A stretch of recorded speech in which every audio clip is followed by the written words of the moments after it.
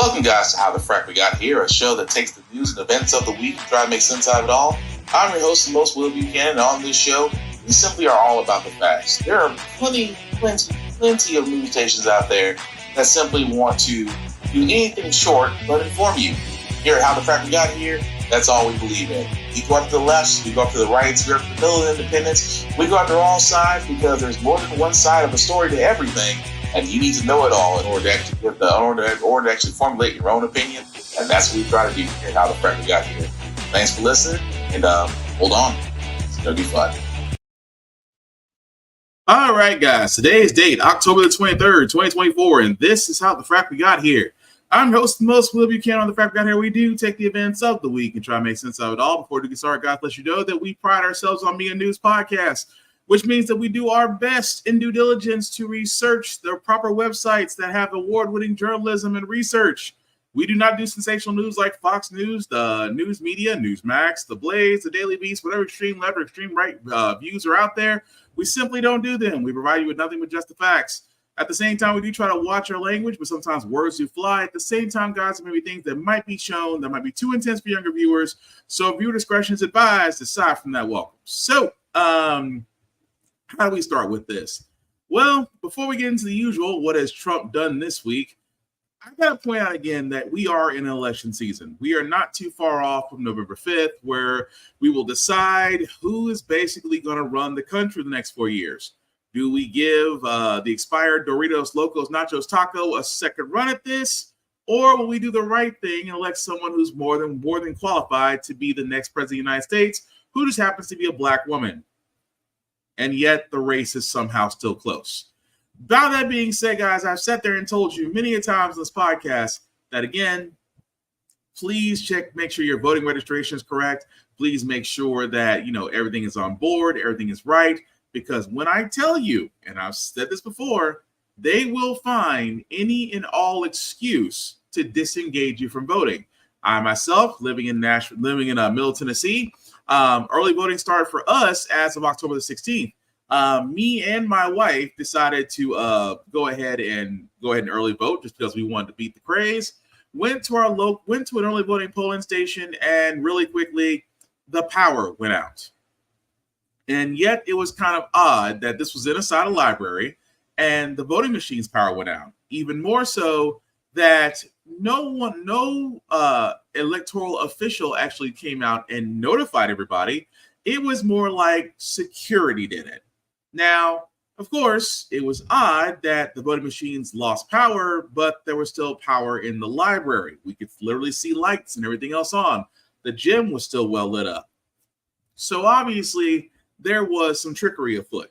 This is the part I'm getting to where it's annoying, because where we were going to was a large, diverse group of voters, people that were coming in by bus, people that were coming in by Uber. However, they made the trip to come early vote and only told that, again, that they were doing manual voting and that your voter registration card was required. Ladies and gentlemen, let me tell you this, because, again, all this information I'm about to spout is on vote.org. Never at any time will you be requested for your voter registration card. Only your ID. That's it. The fact that they're asking for that means that for a lot of people, they don't carry their voter registration card on them. Only their ID, because they're registered voters. So this is just another way for them to slow down the process, or in my personal opinion, somebody decided to sabotage it because, again, who else was the main person that was sitting here spouting all the nonsense that this election is going to be rigged, they're out to get me? Only one candidate is saying that. And yet, here I am in one of the reddest states in the South, and they're trying to pull, forgive me for lack of words, the bullshit. This is why I keep telling you guys, go to vote.org. Make sure everything's in order. Because, again, they're trying to move the goalposts. Because because what they did, and I say they as in the GOP, the conservatives, they have sat there and underestimated voter turnout. They're thinking voter turnout wasn't going to happen this year, and yet it's happening in droves. Who knew?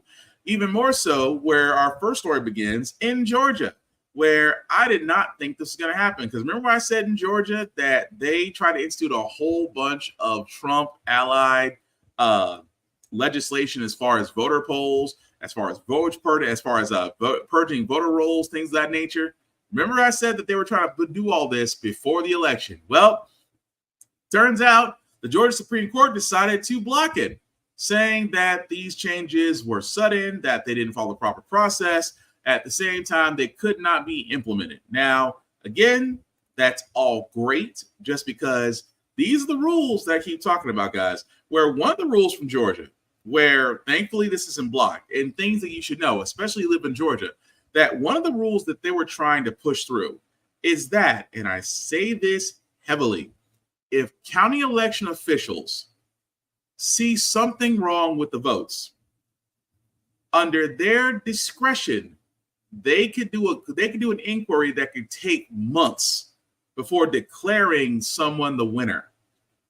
Now, granted, they can't do that right now, but one of the rules they try to push through was that one, that they tried to push through, that, hey, if I see something wrong, me being a county election official see something wrong, I can conduct an inquiry that could tie up the election for months. Thankfully, Georgia Supreme Court shut that down in a heartbeat because, again, it makes no sense for them to do that. But I keep telling you guys, these are the goalposts that they are trying to fix. At the same time, be aware and be active. I am telling you this from experience, not just from this past weekend, but from what they're trying to do in almost every, and let's be honest, every southern state they're trying to do this in. Because unfortunately, conservatives still have a lot of pull there. But again, be aware, be vigilant, be prepared. That's all I'm saying. But moving right along, I did want to get to good old Rudy Giuliani, or I should say the guy with the melting toupee that just will not change his oil. Well, remember a long time ago that he accused 2 Georgia poll workers of trying to throw the election? The same Georgia poll workers that had multiple death threats that had to go into hiding and yet won a very nice settlement from Mr. Giuliani. Yet Giuliani tried to claim bankruptcy and then didn't work for him. Well, he just got some more bad news today. I can smell him. Tonight, a federal judge has ordered Rudy Giuliani, Donald Trump's former lawyer and the former mayor of New York City, to turn over several of his valuable possessions to the control of Ruby Freeman and Shay Moss, 2 Georgia election workers who Giuliani defamed. He's going to essentially be facing ruinous liability that he can't ever hope to meet. Giuliani owes Freeman and Moss about $150 million from the defamation judgment against him. The judge has ordered him to turn over his luxury Manhattan apartment, which he recently tried to sell for around $5 million, to a receivership that Freeman and Moss will control. They could then potentially sell it. The judge has also ordered Giuliani to turn over a collection of watches, a signed Joe DiMaggio jersey and other sports memorabilia, a 1980 Mercedes once owned by Hollywood star Lauren Bacall, and he's been ordered to forfeit his television, items of furniture, and jewelry. The judge has not yet decided if Giuliani will be able to keep his condominium in Palm Beach, Florida, or the 4 New York Yankees World Series rings he owns. Giuliani's son says his father gave those rings to him. In the days after the 2020 election, Giuliani falsely accused Freeman and Moss of corrupting the vote count in Georgia. Surreptitiously passing around USB ports as if they're vials of heroin or cocaine. Giuliani has conceded that he did make defamatory statements about Freeman and Moss, but when he was approached at this year's Republican National Convention by CNN's Caitlin Collins and asked if he regretted that, I have no regrets at all. I'm on the side of justice, right, and truth. Are you worried about them being able to seize your New York apartment, your Florida condo? I explain to you that I'm not afraid of anything because I'm on the side of justice and right. And when history writes about this era, I'm going to be a hero. But in 2022, during testimony before the House January 6th committee, Freeman and her daughter Moss spoke about the emotional stress they endured due to Giuliani's characterizations of them. Don't want anyone knowing my name. I don't go to the grocery store at all. I haven't been anywhere at all. I've lost my name and I've lost my reputation. I've lost my sense of security. Rudy Giuliani's spokesman has not immediately responded to a request for comment about the judge's latest order. A lawyer for Freeman and Moss sent CNN a statement saying they're proud that their clients will finally receive compensation in this case, and that this should send a message that there's a price to pay for those who intentionally spread disinformation. Yeah. And at the same time, Giuliani, well, I'm not afraid of anything. I'm on the side of truth and justice. Really, Mr. Giuliani, are you afraid of poverty? Because that's where you're headed.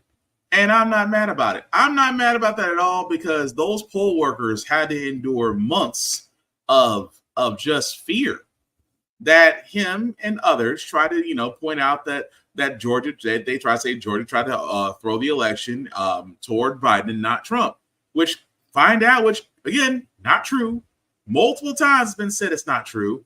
At the same time, they did win a $150 million judgment, which Giuliani tried to skirt, tried to claim bankruptcy, failed, tried to give his World Series rings to his son, which again is just convenient that you give them to your son, that he has to give up his properties.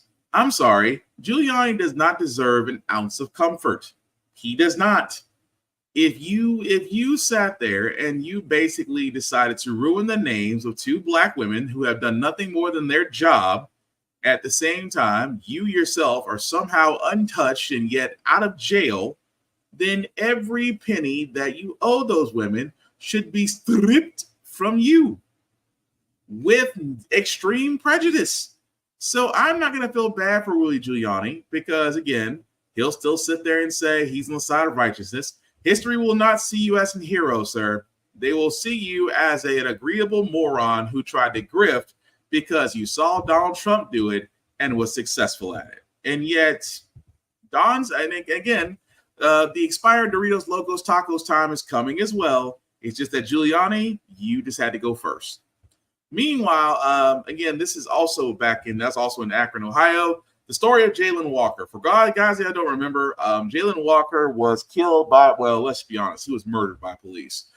This was a guy that was actually led police on a car chase, which eventually went to a foot chase, to which when he left from the vehicle, he ran from police. Police then fired at Mr. Walker, killing him. And again, no weapon was found on Mr. Walker at the time of when they shot at him.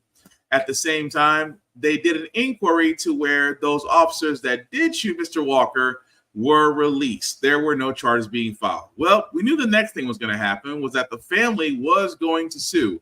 Initially, they were suing for $45 million, but they were suing the city of Akron and the local and the police there. They did settle for a $4.85 million settlement.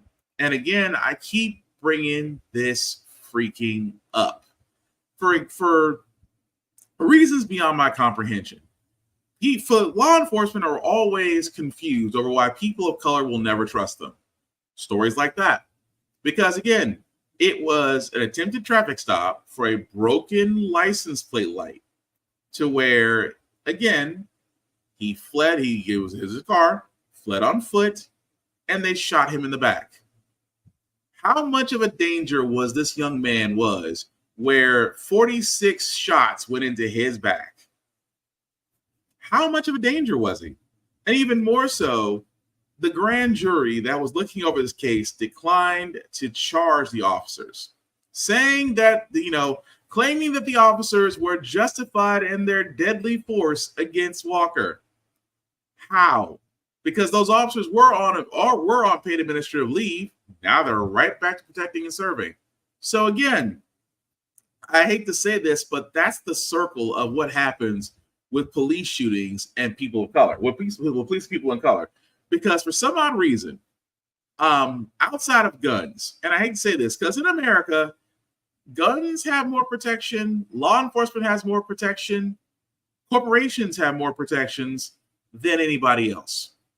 Because how is it that a black man escaping a traffic stop had no weapon on him, was no threats to cops shot at him multiple times in his back, said cops did not face charges for excessive force or lethal force, and at the same time reinstated?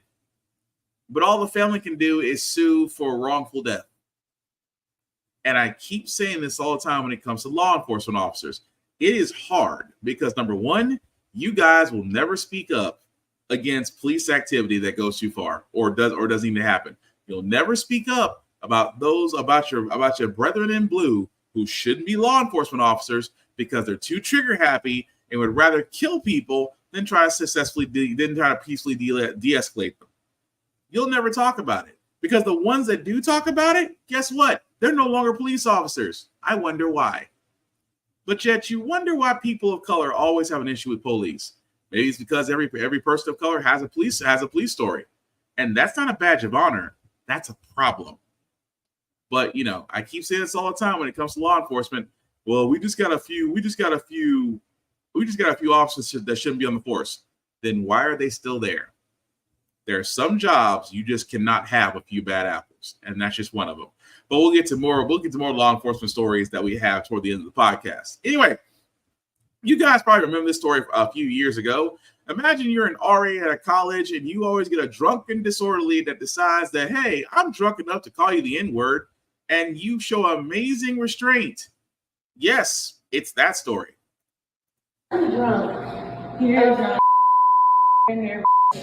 A University of Kentucky student caught on camera using racial slurs and getting physical after a night out. Other students identified the woman in the video as Sophia Rosing. The Black student employee on the receiving end, freshman Kyla Spring, explained it all went down around 1 o'clock Sunday morning at Boyd Residence Hall, where she was working as a desk clerk. She says Rosing came into the building and appeared inebriated. When she and some other students tried to help, she says Rosing launched into an attack, calling her the N-word and trying to hit her several times, as Spring is seen holding her off and begging her to stop. Could you stop, please? No. Could you stop? No. Spring keeping her cool throughout the ordeal as Rosing continues her verbal assault. Oh, Jesus. I did not get paid enough for this. Exactly. The video goes on to show Rosing throwing several more punches and appearing to try and hit Spring with a shopping cart.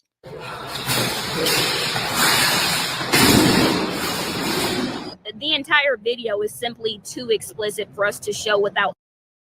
Okay, so we all got a refresher, drunk white girl on campus, filling the story, right? But the worker, again, as the name was already said, had to deal with a lot. And I mean a lot. Miss Spring showed incredible patience. Because I know if it was me and I get somebody drunk off their ass, decides that, with all the liquid courage they got in their system, decides to sit there and call me the N-word, I'll be honest, they might be eating some floor. I'm patient, but I'm not a saint. I'm going to be honest about that. They might eat some floor, and I might say they fell. That's just me.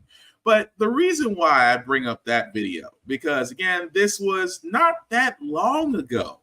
Really wasn't. I think it was the crazy part about this whole thing is it really wasn't that long ago, back in 2022. Well, the woman, again, pled guilty. Now, I want you to understand right here, this woman, as you see right there, Miss Spring, was the woman that was accosted by the drunk white girl.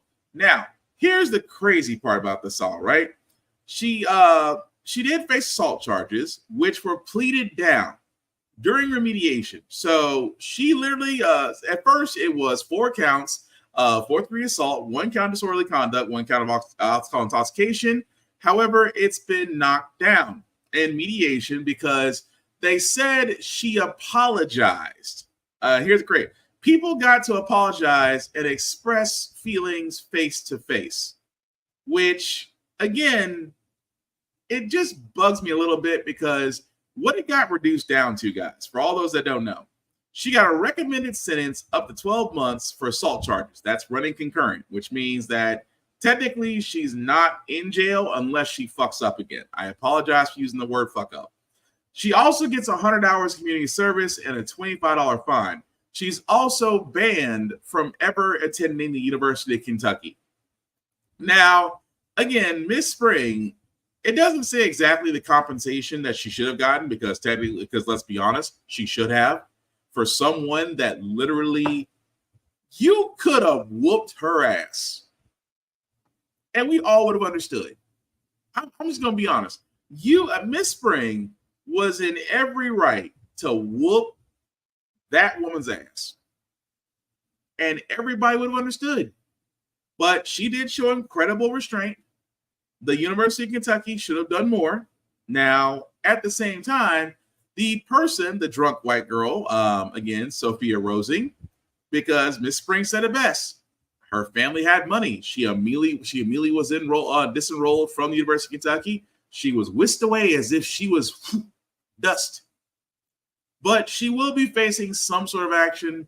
But at the same time, it does shine a light on, drunk and disorderly things that do happen on campus. At the same time, you have people, as she said so eloquently, I don't get paid enough for this. But was enough justice done in the situation? Not really. I think that there should have been a little bit more because I don't know what it is, but whenever it comes to the napkins of the country, that if they're young enough and they do dumb crap, yet somehow their lives are not affected because of it, but their victims are. Make it make sense. But speaking of making things that make sense, try to make things make sense. Cat Williams called it best. 2024 was going to be the year of truth. And if you have stock in Abercrombie & Fitch right now, you might want to sell. Allegations tonight against the former CEO of Abercrombie & Fitch, along with two other suspects, arrested tonight on federal charges of sex trafficking and prostitution. Prosecutors say they lured young men with the promise of modeling jobs. Here's our senior investigative correspondent, Aaron Katursky. Tonight, the former chief executive of one of the world's most recognizable clothing retailers is under arrest, accused of operating an international sex trafficking and prostitution business that preyed on aspiring models. Powerful individuals for too long have trafficked and abused for their own sexual pleasure young people with few resources and a dream. Abercrombie & Fitch, famous for the bare-chested young men standing at the front of their stores. Michael Jeffries allegedly used his wealth and power as CEO to fulfill his sexual desires by luring men to what prosecutors call sex events with the promise of modeling opportunities that did not exist. 15 men have come forward who said they were made to sign non-disclosure agreements, wear costumes, and then forced to perform explicit sex acts for money. But prosecutors say the men were never told the nature of the sexual activity that would be required. The indictment charged Jeffries, who is now 80, his romantic partner, Matthew Smith, and a recruiter, James Jacobson, with what prosecutors called abhorrent behavior.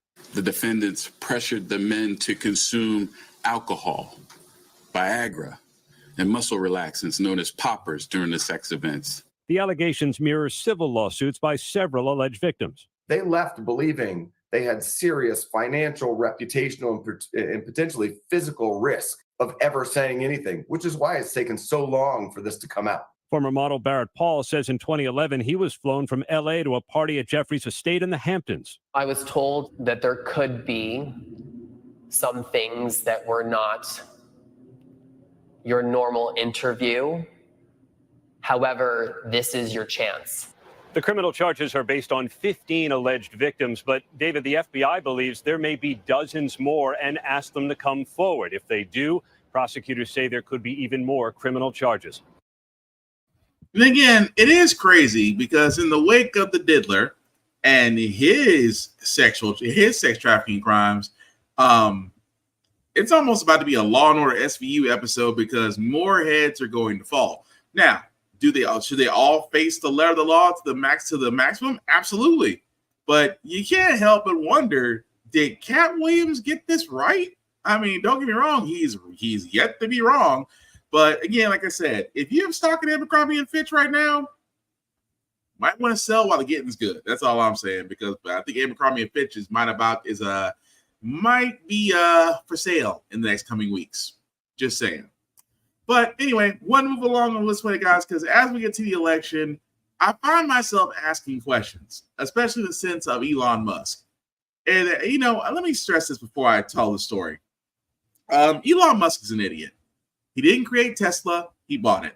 He didn't create SpaceX. He bought it. He bought it, and then he tried to make it his own. That being said, Elon Musk also bought Twitter, and yet he didn't make it. And he tried to make it turn Twitter into X, but decided not only to back Donald Trump, not only decided to beat his campaigns. I think at this point that he has actually done something that Trump has done, but yet has still been called out upon it. Elon Musk may have actually violated election campaign laws. Why? Purchasing voters. I can't make this up.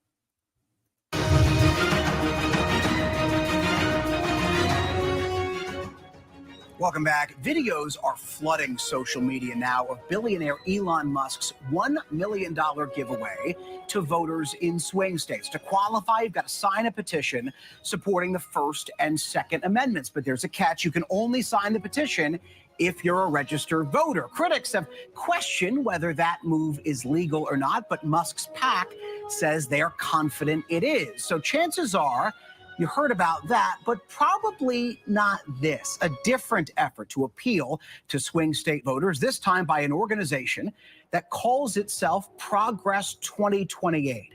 They're running ads, these ads in particular, misleading ads right now as we speak on Facebook, appearing to look like they're from Kamala Harris or Democratic supporters, but they're touting policy positions that often the Harris campaign explicitly does not have, like claiming Harris wants to ban fracking.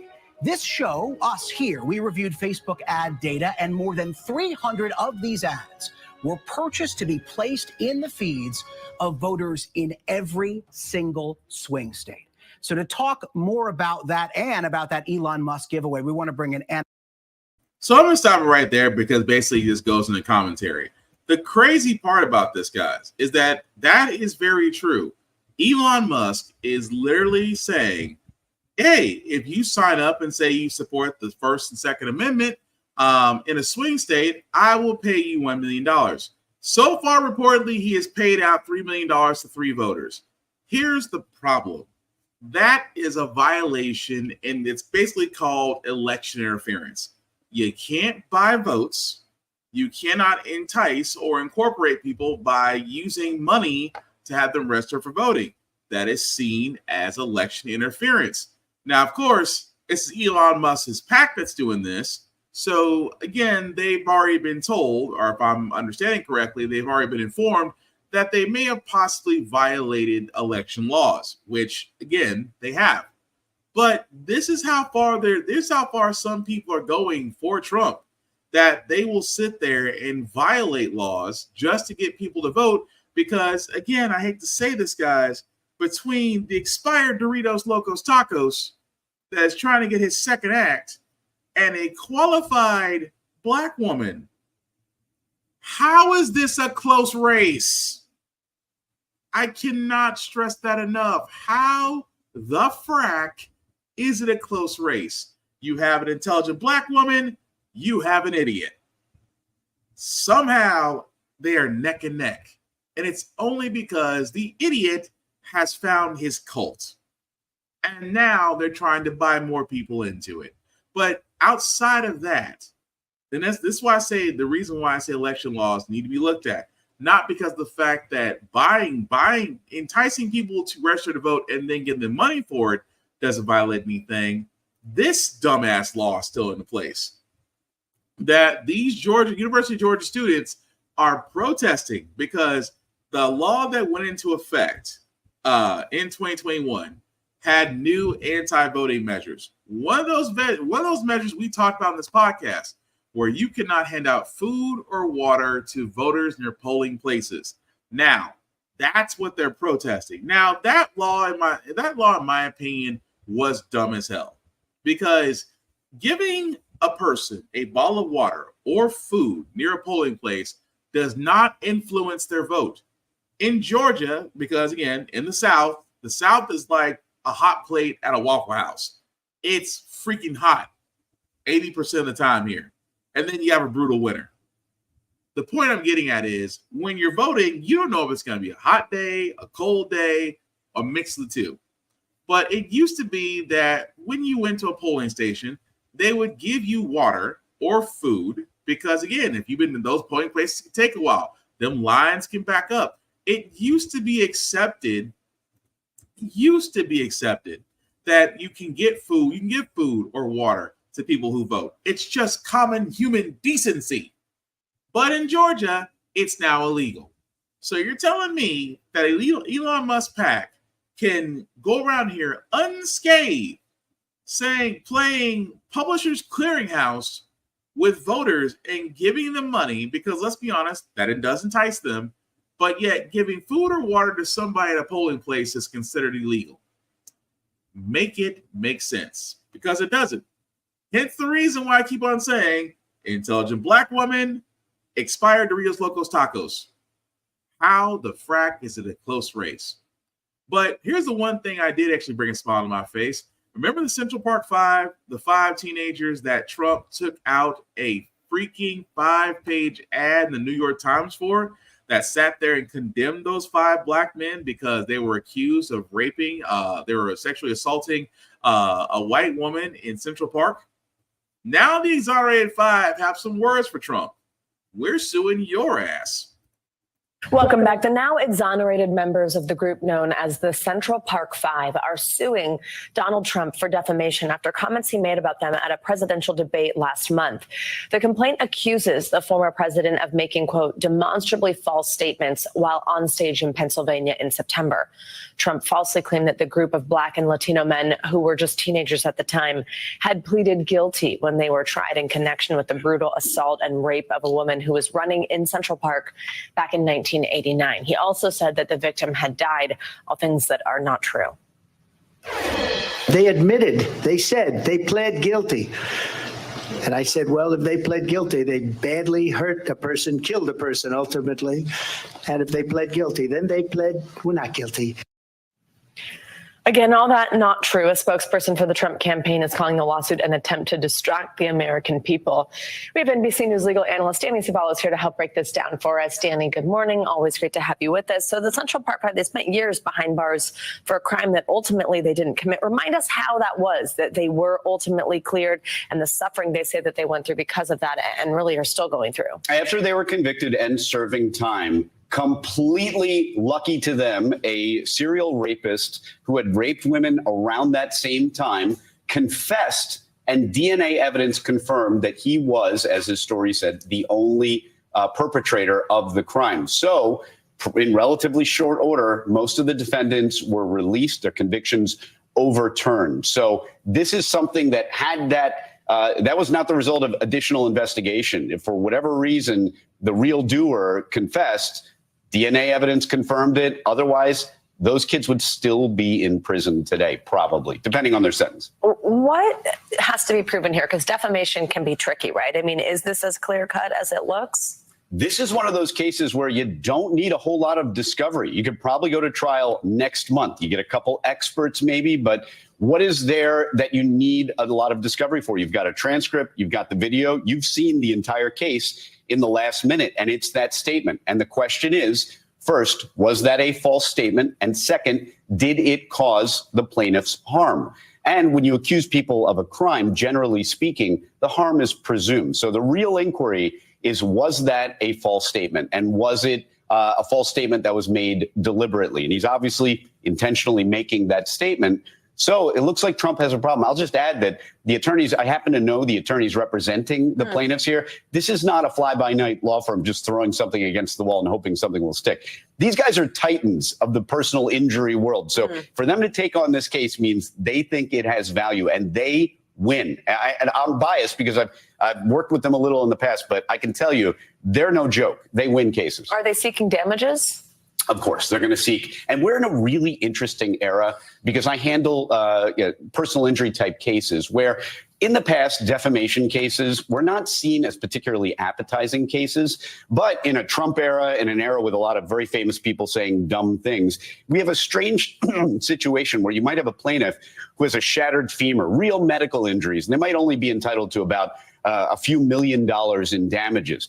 But defamation cases are getting these $100 million verdicts with hardly a medical record to be seen other than maybe some emotional damage. So defamation cases, the right kind, and this may be the right kind, can be huge, not very expensive to prosecute, and not take that long to resolve. This is in federal court in the Eastern District of Pennsylvania, a place where I've been several times. It'll move pretty quickly and it'll go to trial. But the reality is it will not go to trial. They'll get a trial date pretty soon. This case will, in all likelihood, settle.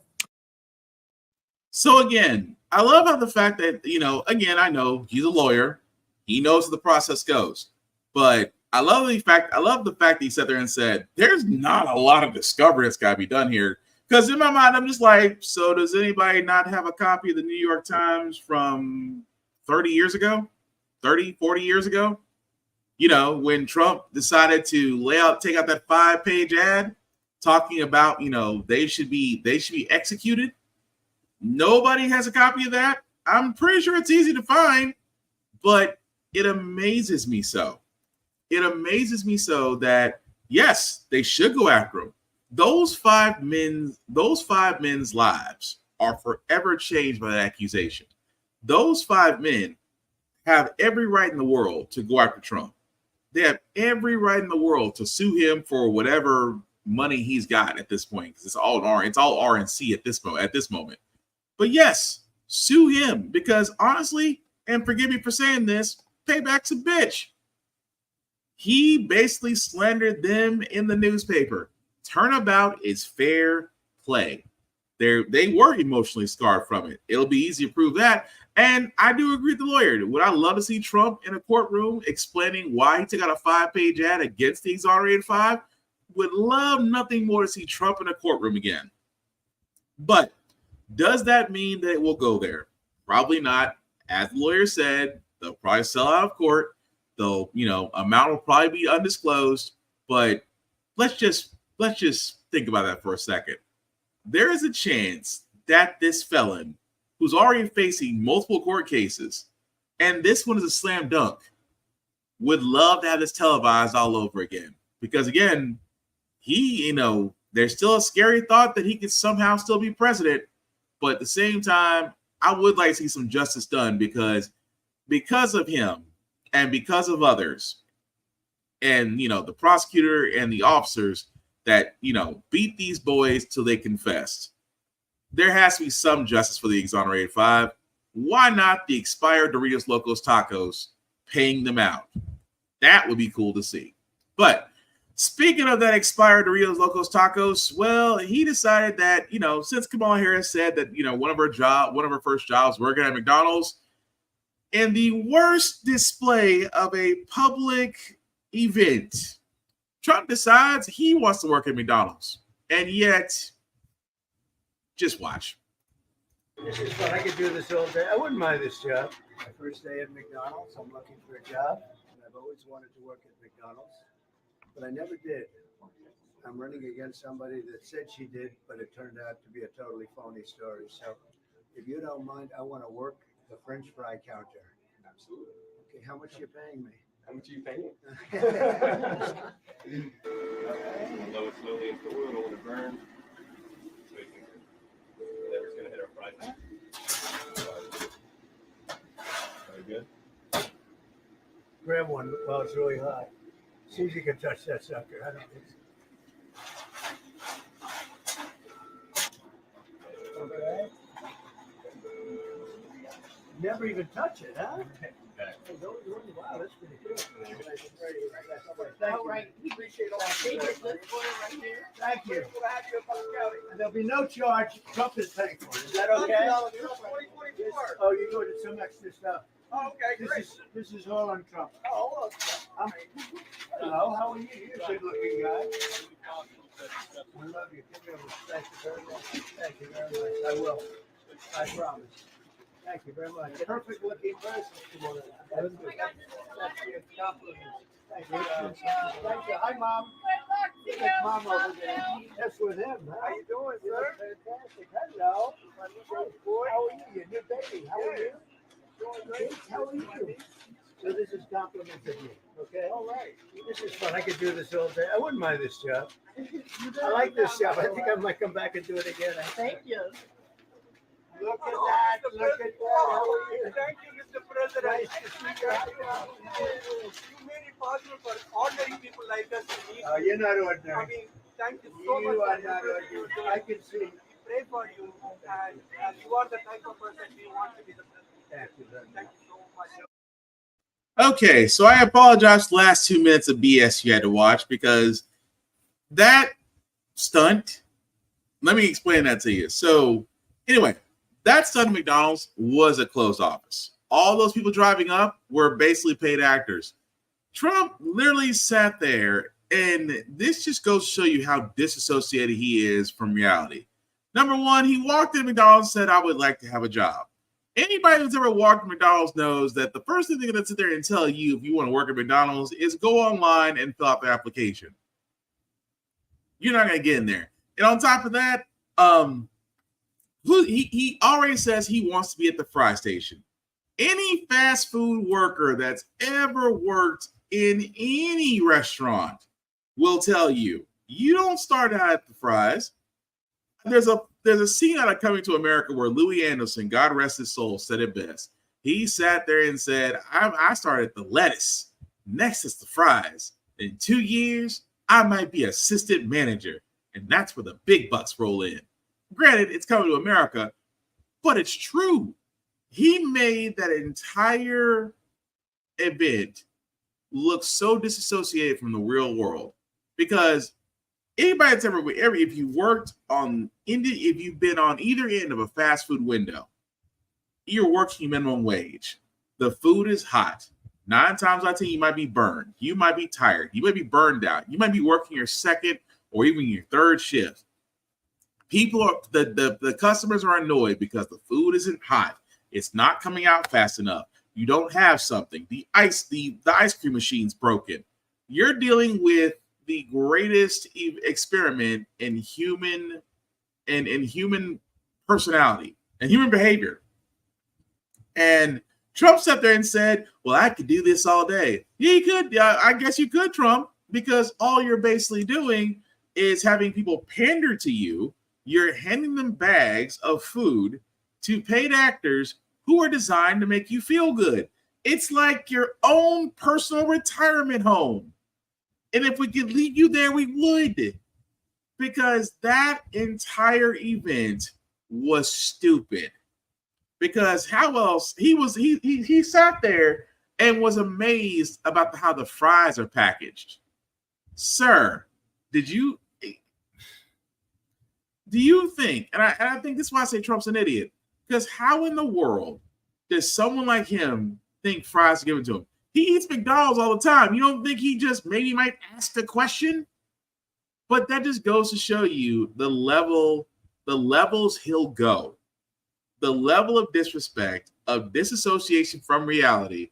And folks get there and say, well, that's just Trump working for the everyday man. He's doing our jobs. He's showing us he can do it. No. That was a terrible PR stunt. And even more so, that's not the craziest things he said. Trump seems to out-Trump himself all the way up into this election. But I think this next part is going to be a little bit hard to beat.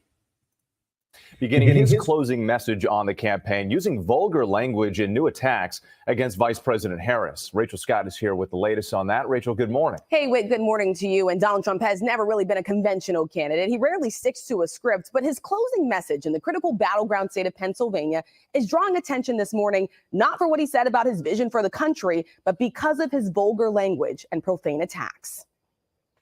Over the weekend, Donald Trump barnstorming Pennsylvania for what his campaign said would be the start of his closing message to voters. So if we win Pennsylvania, we win the whole damn thing, right? But his rally in that must-win state took a lewd and vulgar turn. The former president opening his speech with a 12-minute diatribe about the late golf legend Arnold Palmer, who grew up in the town, and how other players reacted after seeing him in the shower. I'm going to tell him the real story of Arnold. But Arnold Palmer was all man. And I say that in all due respect to women, and I love women. But this guy, this is a guy that was all man. This man was strong and tough. And I refuse to say it, but when he took showers with the other pros, they came out of there, they said, oh my God, that's unbelievable. I had to say it. We have women that are highly sophisticated here. When Trump eventually turned to his rival, he used profanity to attack Vice President Kamala Harris. So you have to tell Kamala Harris that you've had enough, that you just can't take it anymore. We can't stand you. You're a vice president. The worst. Trump drifted throughout his speech. In one 30-second riff, he went from pushing false claims about the 2020 election to complaining that President Biden is no longer in the race to talking about his hair. He got 14 million votes and he won. 22 people running, 22 Democrats there running. Oh, I'm looking at my hair up there. Let's see. Oh, I don't like it. I don't like it. Excuse me, I'm going to recomb my hair. Do you mind? I'll leave the stage for 5 minutes. I'm going to recomb my hair, Mr. Future Senator.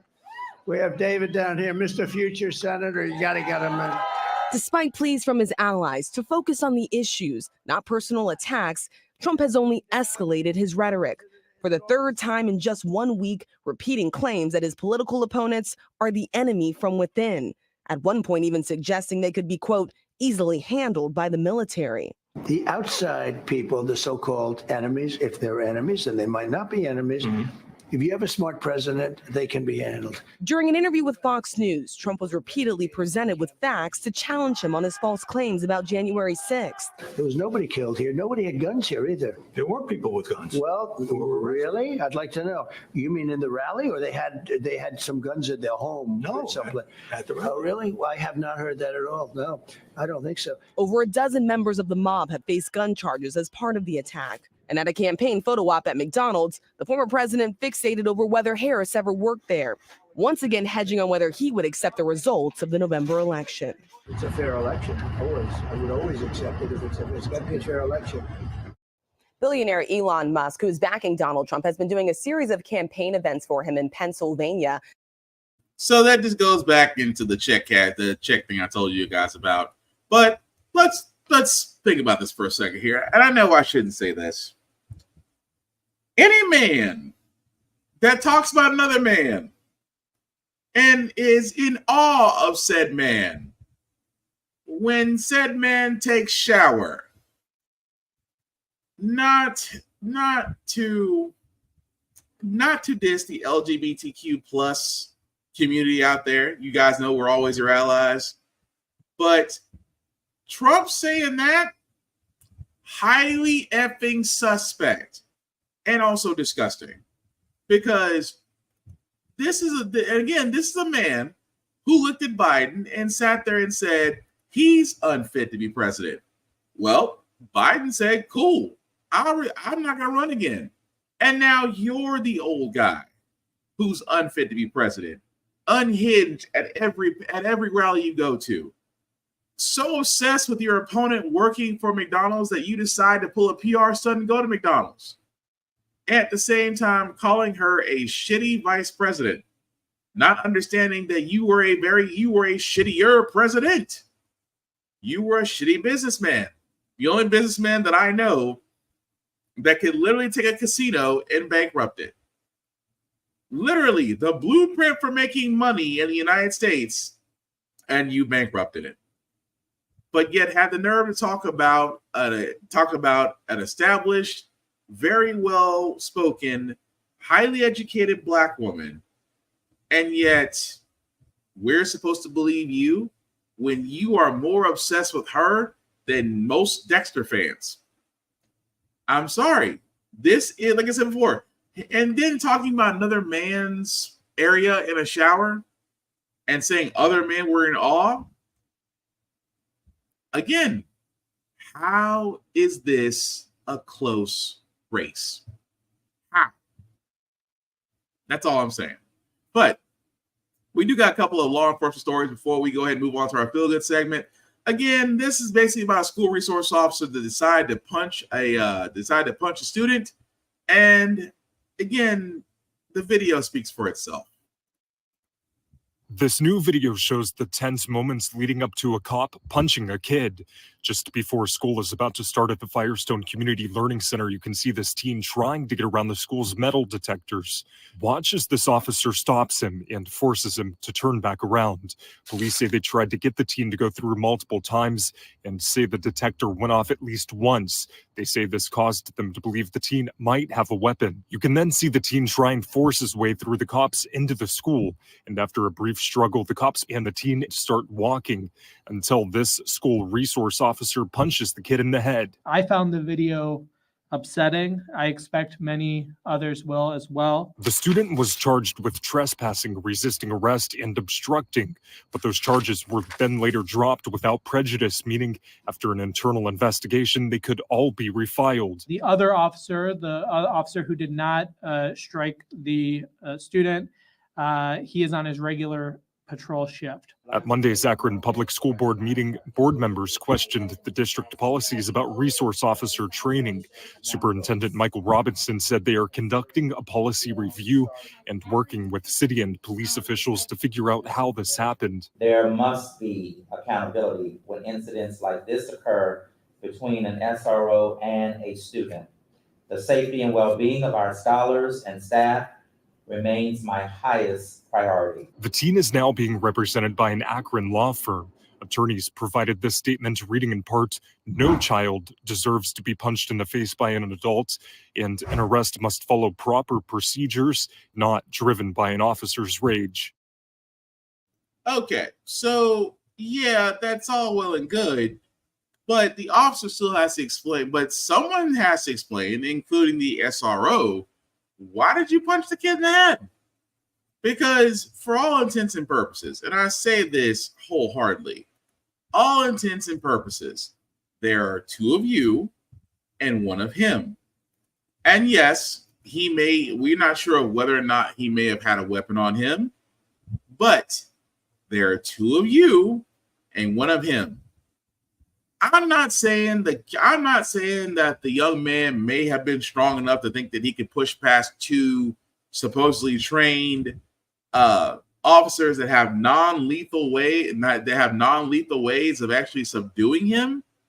But punching him in the head seems like a very angry and yet personal response. And why? I have to say this again. The officer, unprovoked, did assault the student. Why is he not arrested? That's assault. He should know he's a cop. At the same time, when the school board brings this up, because we will follow up on this, they have to ask that question. Why was the officer not arrested for the assault on the teen? Well, he could have had anything on him and he was trying to get to school. We're trying to prevent another school massacre. Understand. But again, there were two officers and one of him. You're telling me two officers couldn't get one student down without hurting the student or themselves? Make it make sense. But we'll follow that story. But another follow-up we have is this story that literally is just a week ago about officers who decided to roll up on an individual and, well, just said F his Miranda rights and just beat his ass. Hey, buddy, stop where you're at. Just seconds after making contact. Let's see. Phoenix police officers scuffling with, then forcing Tyron McAlpin to the ground. McAlpin, who is deaf and has cerebral palsy, appearing confused. Get your hands behind your back. As officers shout commands. In this body cam footage from August 19th, provided by his attorney. Officers repeatedly punching McAlpin's head, then tasering him 4 separate times. The officers, Benjamin Harris and Kyle Sue, were responding to a call of an altercation at the Circle K convenience store, according to police reports provided by McAlpin's attorney. The caller reportedly indicated the aggressor was a white male who refused to leave the store. And when officers questioned that man on scene, They say he accused McAlpin of trying to steal his bike and punching him. You're saying that's the guy that assaulted right there with the back of on. In response, officers rushed to detain McAlpin, but his lawyer tells NBC News both policemen failed to use due diligence. At no point do you believe that proper police protocol was followed here? That's correct. The reason for the contact with Tyrone McAlpin is supposed to be just to investigate what happened at the Circle K. What Officer Harris does instead is he doesn't activate his lights. He leaps out of the car, and when you watch his body camera, you see his hands going forward, outstretched, grabbing Tyrone. All he had to do was step out of the vehicle and give Tyrone a chance to respond to him. It's not clear that the officers knew McAlpin was deaf when he was first approached. His wife arriving moments after the confrontation, trying to explain her husband's situation. What kind of disabilities do you have? He's deaf and he's got cerebral palsy. Saying she was FaceTiming with McAlpin before police moved in, using sign language to communicate. How is he deaf if you've been on the phone? Because I know sign language, that's why. Officers at one point even threatening to detain her. Ma'am, over there on the sidewalk, or you're going to go to jail. McAlpin's been charged with 3 felonies, 2 counts of aggravated assault on the arresting officers, and 1 count of resisting arrest. The 2 officers both reporting injuries. Broke my hand.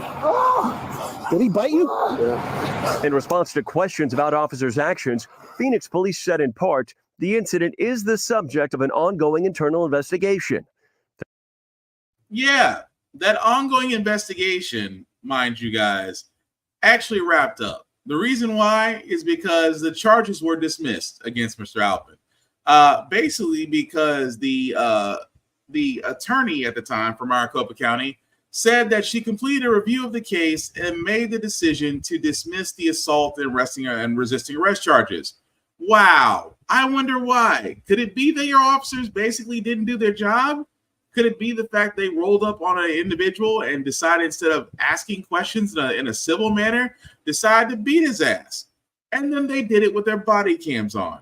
Because the story is, guys, the individual that the officers did talk to, the white guy in the video, was the guy that the store clerk had called it on.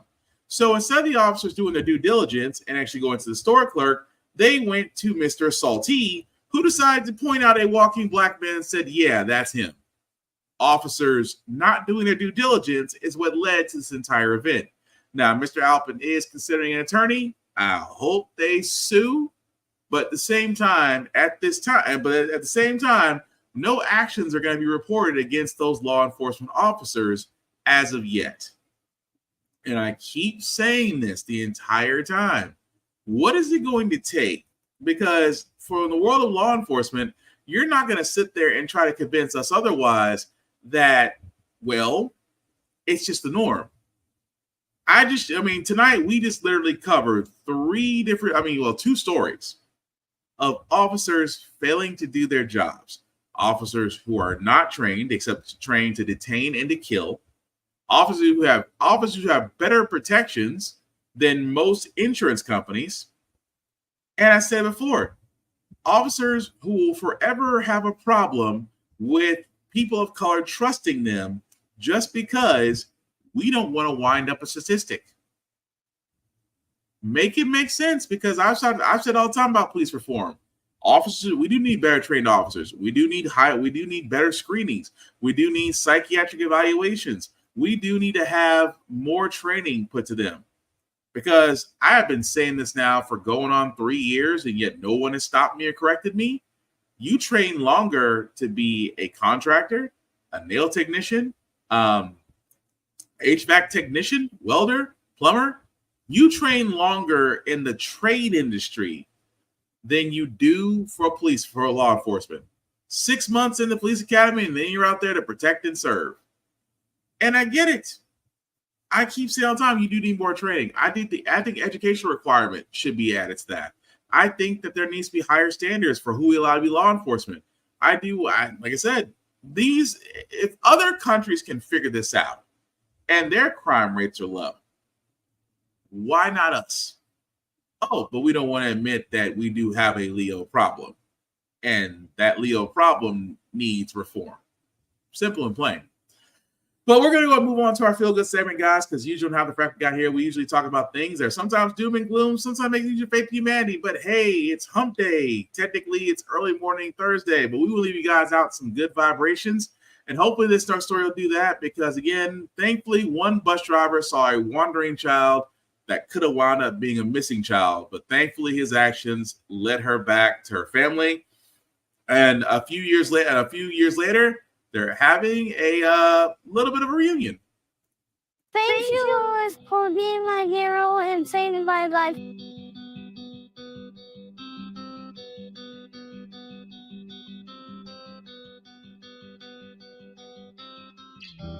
Make me feel so good. My heart was pumping. I couldn't wait to meet her and the parents because something like that is to be celebrated. She was able to get home.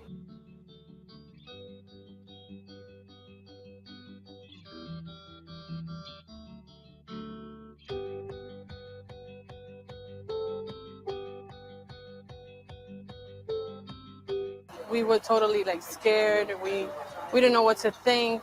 We was terrified because that's our little girl. It's beautiful to meet Louis, and it's beautiful. He's a beautiful person, and thank God, thank him. She's here with us today.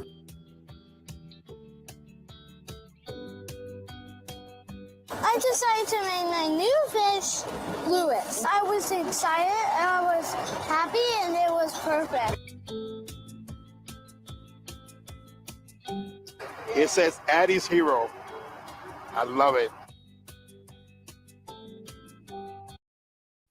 And again, like I said, that's good on him because we keep on talking about our kids and, kids that are coming up missing and that no one's looking for them. And that little girl could have been another one. But thankfully to that man who actually stepped up and looked out for the kids. That's why I said I do miss the village of old. But hey, always a good feeling to actually send everybody home.